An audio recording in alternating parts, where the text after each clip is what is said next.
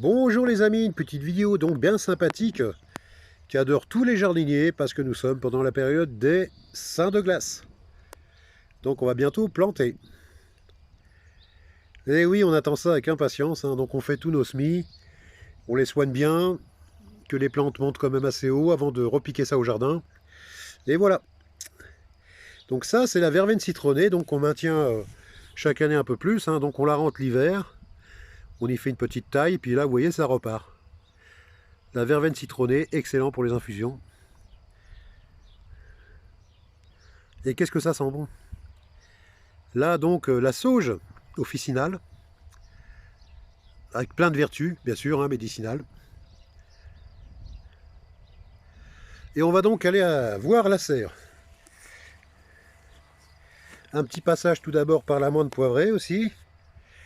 Bon, ça c'est le pot qu'on met pas très loin de la cuisine, hein, quand on a envie de faire une petite infusion, qu'on a un petit peu des maux de tête. L'amande poivrée c'est excellent. Et donc là c'est la serre où on a commencé à démarrer nos premiers semis. Les tout premiers, donc c'est celle qui est le plus avancée. Donc là on a à peu près ouais, un quart de tout ce qu'on va mettre au potager cette année. Voilà, enfin pas tout à fait un quart, ouais. On va dire un cinquième, allez. Sinon tout le reste, c'est pas encore assez haut, donc je vous montrerai ça plus tard au fur et à mesure. Les haricots, les fèves, les... Bon voilà quoi. On s'y est pris un peu tard cette année parce que bon voilà, la vie quoi. Le boulot, etc. Donc on va commencer. Tout d'abord, gardez bien tous vos godets. Donc chaque année, on garde nos godets, on a des fûts de 200 litres là, pour l'eau de récupération. On les nettoie un petit peu, bon on garde l'eau bien sûr, on arrose, on fait le dernier arrosage, hein. Et donc on a toujours les godets bien propres pour chaque année. Faire nos semis, voilà. On essaie quand même de respecter les codes couleurs. Dès qu'on fait quelque chose, on essaie de mettre les mêmes couleurs pour donc le même légume. Voilà. On s'y retrouve un peu mieux, mais enfin on fait quand même les petites étiquettes. On va commencer par les plantes aromatiques. Donc bah, on a déraciné un petit peu de l'amande poivrée pour en refaire d'autres, pour les mettre à d'autres endroits, parce que bon, les plantes aromatiques et médicinales, on va en faire un peu plus encore cette année. Menthe poivrée, elle est magnifique, hein. C'est une autre espèce que celle que vous avez vue, hein, voilà. Donc là, du basilic, hein, voilà. Bon, on a quand même du basilic rouge, en attente de l'autre basilic, enfin différentes espèces de basilic qui attendent.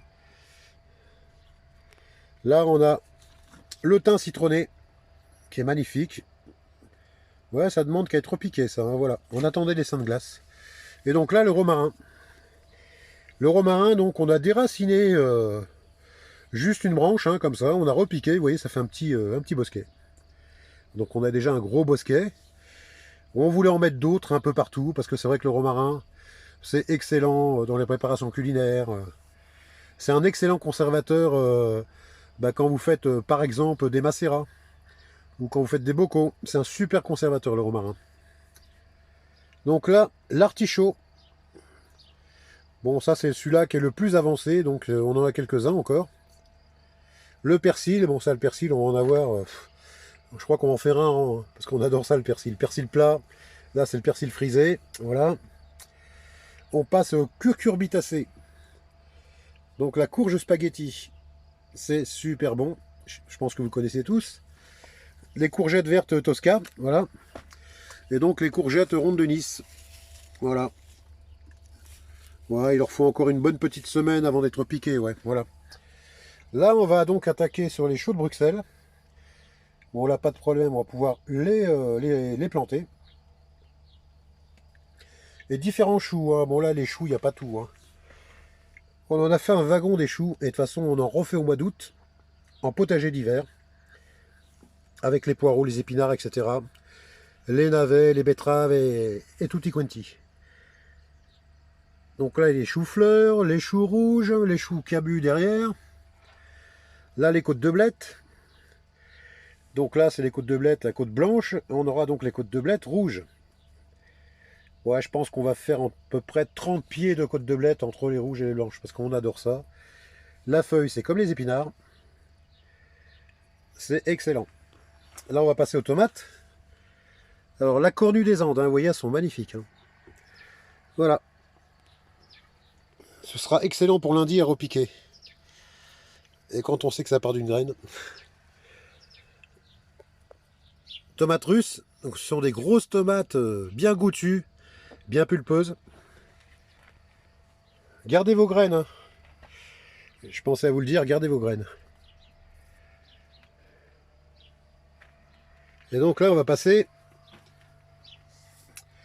aux grandes plantes, les aubergines. Voilà, aubergines longues.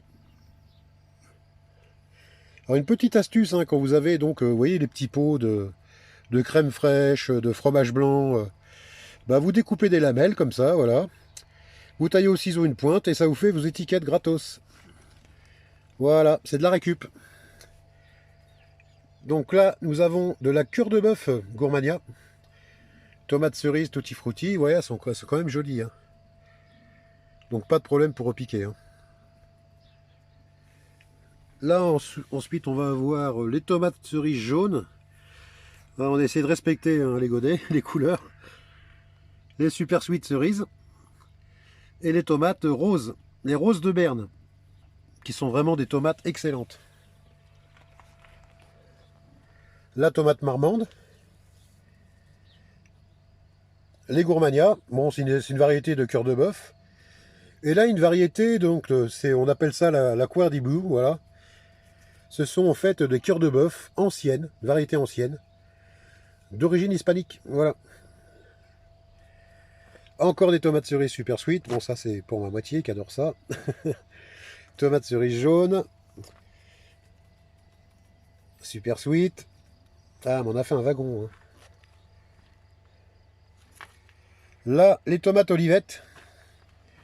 Les tomates bien du sud. Les tomates ananas. Les tomates noires de Crimée. Vous voyez, hein, elles sont toutes très jolies. Hein. Et on compte cette année faire à peu près 70 pieds de tomates. À peu près, voilà. Parce qu'on aura des coulis à faire, on aura du déshydraté. On va vraiment forcer au maximum le potager cette année, enfin toutes les parcelles qu'on peut disposer. Ça va être blindé, blindé. Voilà. Donc là, on passe aux courges. Les courges musquées de Provence, le potiron rouge vif d'étampes, le potimarron, là-bas un petit concombre, là un petit piment lipari, voilà. Et cette année, on a tenté le piment d'Espelette, le fameux piment d'Espelette. Alors regardez, franchement, si ça donne, franchement, on va se régaler. Hein. Donc là, la courgette ronde, jaune. Courgette ronde, jaune, hein, voilà. Donc on en a fait 3, parce que bon, courgette, pareil, on va en faire un bon petit paquet. Voilà. Voilà les amis. Donc un petit peu les outils, les barquettes, etc. Et puis là, bon bah les bâches, hein, les petites serres qu'on va monter. Je vais normalement faire une serre à tomates. Voilà, sur toute une bande, avec tout le compost, de la terre qu'on a retourné, donc ça va être un super substrat.